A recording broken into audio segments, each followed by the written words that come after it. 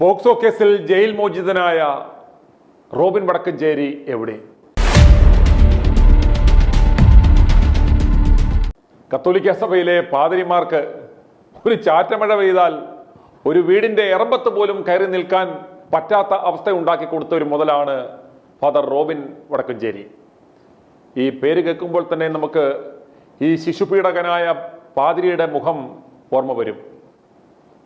ഒരു പ്രായപൂർത്തിയാകാത്ത പെൺകുഞ്ഞിനെ പീഡിപ്പിച്ച് ഗർഭിണിയാക്കി ജയിലിലായ റോബിൻ വടക്കഞ്ചേരി. ഈ റോബിൻ വടക്കഞ്ചേരിയെക്കുറിച്ചൊരു വാർത്ത ഇന്ന് ഞങ്ങൾ ചെയ്യുവാൻ കാരണം, കഴിഞ്ഞ ഏതാനും ദിവസങ്ങളായി ഈ റോബിൻ വടക്കഞ്ചേരിയുമായി ബന്ധപ്പെട്ട ചില വാർത്തകൾ സമൂഹ മാധ്യമങ്ങളിൽ വരുന്നു. ഈ വരുന്ന ജൂൺ 15-ാം തീയതി റോബിൻ വടക്കഞ്ചേരി ആ ഇരയെ വിവാഹം കഴിക്കാൻ പോകുന്നു. അതുപോലെ തന്നെ കത്തോലിക്ക സഭയുടെ ഒരു പ്രധാനപ്പെട്ട ധ്യാന കേന്ദ്രത്തിൽ ഇയാൾ ധ്യാന കുരുവായി ചുമതലയെടുത്തു എന്നൊക്കെ തരത്തിലുള്ള വാർത്തകൾ വന്നപ്പോൾ ഞങ്ങൾ ഇതിൻ്റെ വിശദാംശങ്ങളൊന്ന് അറിയുവാൻ ശ്രമിച്ചു.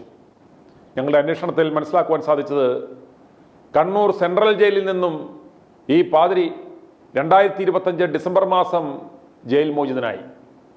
ഏതാണ്ട് ഈ 5-6 മാസമായിട്ടും ഈ പാതിരി എവിടെയോ ഒളിച്ചു താമസിക്കുകയാണ്. പലരുടെയും ഓർമ്മകളിൽ നിന്ന് തന്നെ ഈ റോബിൻ വടക്കഞ്ചേരിയുമായി ബന്ധപ്പെട്ട ഈ കേസ് പോയി. അതുകൊണ്ട് തന്നെ പതിവ് പോലെ കത്തോലിക്ക സഭ ഈ പീഡകനെ ഏതെങ്കിലും ഒരു ധ്യാന കേന്ദ്രത്തിൻ്റെ ഡയറക്ടറാക്കാനോ കൗൺസിലറാക്കാനോ അതല്ലെങ്കിൽ മറ്റേതെങ്കിലും ചുമതലയാക്കി ഇയാളെ ഒരു സഹനദാസനായി പ്രഖ്യാപിക്കുവാൻ വരെ സാധ്യതയുണ്ട്. അതുകൊണ്ട് ജനങ്ങളുടെ മറവിയിൽ ആണ്ടുപോയ ഈ പോക്സോ കേസിൻ്റെ വിശദാംശങ്ങൾ ഞങ്ങൾ ഇന്നൊന്ന് പരിശോധിക്കാൻ ശ്രമിക്കുകയാണ്. 2016 മുതൽ ഈ കേസിലെ പെൺകുട്ടി ഈ വൈദികന്റെ പീഡനത്തിന് തുടർച്ചയായി ഇരയായി എന്ന് കേസ് ഡയറിയിൽ പറയുന്നു. കൂത്തുപറമ്പ് ക്രിസ്തുരാജ ആശുപത്രിയിൽ 2016-ലാണ് ഈ പെൺകുട്ടി, പ്രായപൂർത്തിയാകാത്ത പെൺകുട്ടി, ഒരു കുഞ്ഞിനെ പ്രസവിക്കുന്നത്. ഈ വിവരം ചൈൽഡ് ലൈന് ലഭിക്കുന്നു. ചൈൽഡ് ലൈൻ അധികൃതർ ഈ വിവരം പോലീസിനെ അറിയിക്കുന്നു. അപ്രകാരം പോലീസ് 2017 ഫെബ്രുവരി 26-ന് കേസെടുക്കുന്നു.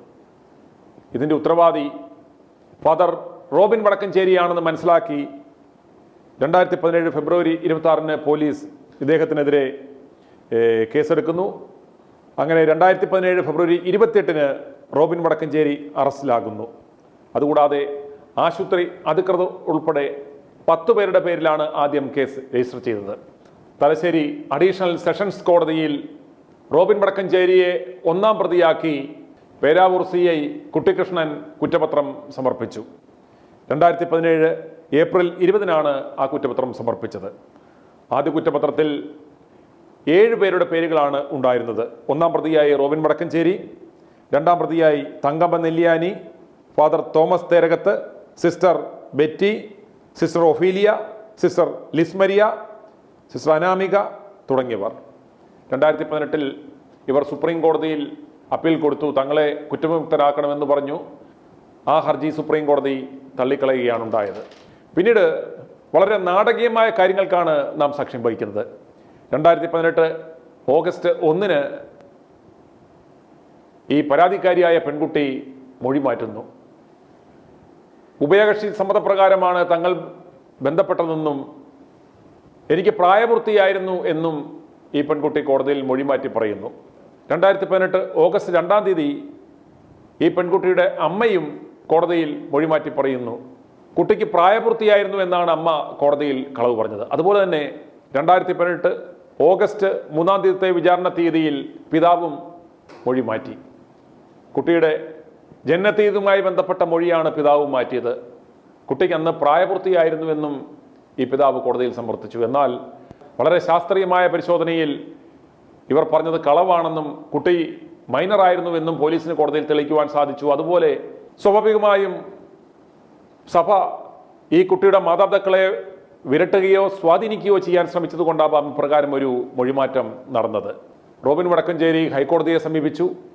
തന്നെ കുറ്റവിമുക്തനാക്കണം എന്ന് പറഞ്ഞായിരുന്നു ഹർജി സമർപ്പിച്ചത്. എന്നാൽ കോടതി അത് തള്ളി. എന്നാൽ ഇദ്ദേഹത്തിൻ്റെ ആവശ്യത്തെ തുടർന്ന് വളരെ രസകരമായ ഒരു ഡെവലപ്മെൻ്റ് ഉണ്ടായി ഈ കേസിൽ. 2019 ഏപ്രിൽ 2-ാം തീയതി കുട്ടിയുടെ മാതാപിതാക്കൾക്കെതിരെ കേസെടുക്കുവാൻ ഹൈക്കോടതി ഉത്തരവിട്ടു. കോടതിയെ തെറ്റിദ്ധരിപ്പിച്ചതിനും കള്ളം പറഞ്ഞതിനും എന്ന് പറഞ്ഞാണ് കേസെടുക്കുവാൻ നിർദ്ദേശിച്ചത്. ഈ മാതാപിതാക്കൾ പേടിച്ചുപോയി. ഒടുവിൽ ഈ പെൺകുട്ടി സുപ്രീം കോടതിയിൽ ഒരു ഹർജി കൊടുത്തു. തങ്ങളുടെ വിവാഹം നടത്തുവാൻ, ഈ പീഡിപ്പിച്ച വൈദികനുമായുള്ള വിവാഹം നടത്തുവാൻ അദ്ദേഹത്തിന് ജാമ്യം അനുവദിക്കണമെന്ന് പറഞ്ഞാണ് സുപ്രീം കോടതിയിൽ ഹർജി സമർപ്പിച്ചത്. തൊട്ടടുത്ത ദിവസം തന്നെ പാതിരിയും സുപ്രീം കോടതിയെ സമീപിച്ചു.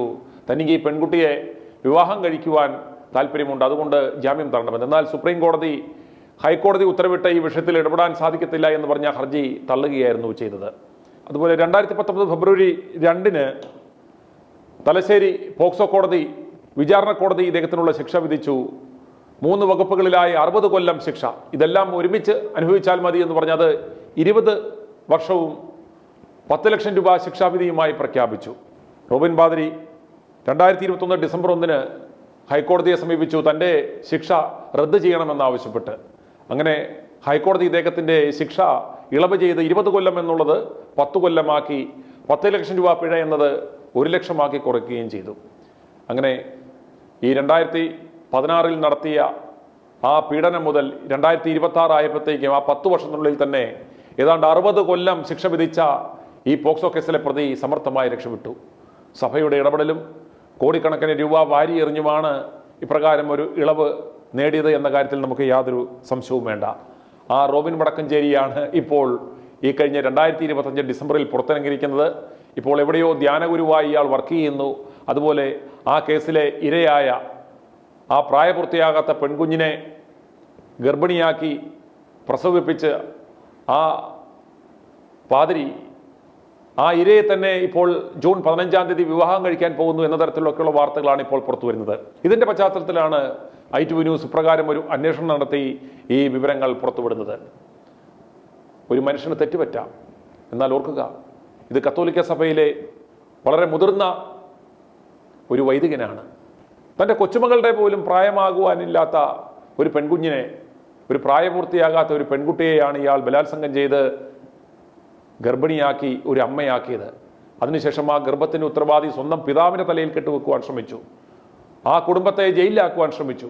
ഇപ്രകാരം എല്ലാം കഴിഞ്ഞ 10 കൊല്ലം പലതരത്തിലുള്ള നാടകങ്ങൾ നടത്തിയാണ് 10 കൊല്ലത്തിനുള്ളിൽ തന്നെ ഈ പോക്സോ കേസിലെ പ്രതി പുറത്തിറങ്ങുന്നത് എന്ന് നാം തിരിച്ചറിയണം. കത്തോലിക്ക സഭയുടെ പിടിപാടും ഇതുപോലുള്ള പാതിരികൾ പീഡനക്കേസുകളിൽ പെടുമ്പോൾ എപ്രകാരമാണ് രക്ഷപ്പെടുന്നത് എന്ന് ജനങ്ങളുടെ മുന്നിലെത്തിക്കുവാൻ വേണ്ടി മാത്രമാണ് i2 ന്യൂസ് ഈ വാർത്ത ചെയ്യുന്നത്. ഇവിടെ FCRA നിയമ ഭേദഗതി വരണം എന്ന് ഞങ്ങൾ ആവശ്യപ്പെടുന്നതിൻ്റെ ഒരു കാരണവും ഇതാണ്. സഭയുടെ കയ്യിലുള്ള പരിധിയില്ലാത്ത പണവും പദവിയും കൊണ്ട് ഇത്തരത്തിലുള്ള കേസുകൾ പോലും അട്ടിമറിക്കപ്പെടുന്നു. ഇതിൻ്റെ എല്ലാം യഥാർത്ഥ ഇരകൾ എന്ന് പറയുന്നത് ഈ സമൂഹത്തിലെ തന്നെ സത്യക്രിസ്ത്യാനികളാണ്. അതുകൊണ്ട് ഇത്തരത്തിലുള്ള ഈ റോബിൻ വടക്കഞ്ചേരികളെ സൂക്ഷിക്കുക. ഇവന്മാർ പല രൂപത്തിലും ഭാവത്തിലും വരും. ഇവർ വളരെ മാന്യന്മാരായി ഈ സമൂഹത്തിൽ ജീവിക്കും. ഒരുപക്ഷെ നാളെ മറിയക്കുട്ടി കൊലക്കേസിലെ ആ പാതിരിയെ ഇവർ പുണ്യവാൻ ആക്കിയതുപോലെ ഈ റോബിൻ വടക്കഞ്ചേരിയെയും നാളെ ഒരു സഹനദാസനായി ഈ കത്തോലിക്ക സഭ പ്രഖ്യാപിക്കുവാനുള്ള സകല സാധ്യതയും ഉള്ളതുകൊണ്ടാണ് ഞങ്ങൾ ഈ വാർത്ത പുറത്തുവിടുന്നത്. അതുകൊണ്ട് ജനങ്ങൾ ജാഗ്രതയായി. i2i News, an eye for truth. i2i News subscribe ചെയ്തിട്ടില്ലാത്തവർ ഇപ്പോൾ തന്നെ സബ്സ്ക്രൈബ് ചെയ്യുക. നോട്ടിഫിക്കേഷൻ ലഭിക്കുവാൻ ബെൽ ബട്ടണും അമർത്തുക.